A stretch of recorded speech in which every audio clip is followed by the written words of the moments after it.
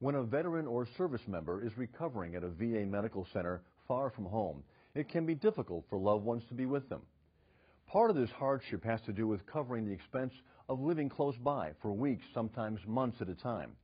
But at a growing number of VA locations around the country, there are comfortable places they can stay, places they can temporarily call home at no cost.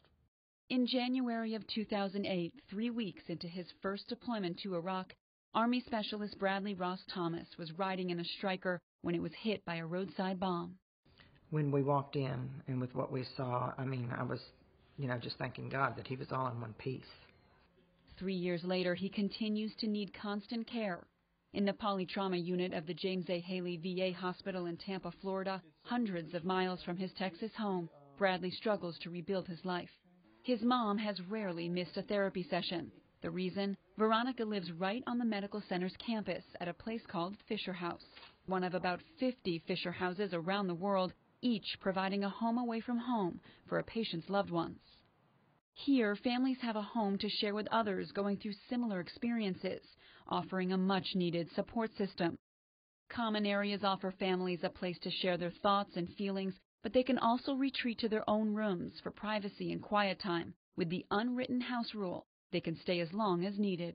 If the patient continues to be in the hospital and the presence of their loved one is needed, we grant extensions on a weekly, upwards to a monthly basis. While she doesn't know what each day will bring, one thing Veronica can count on is where she will sleep at night. Her home away from home offers her comfort during a time of constant concern. Since its founding 2 decades ago, nearly 100,000 families have lived at a Fisher House, collectively saving them millions of dollars in living expenses.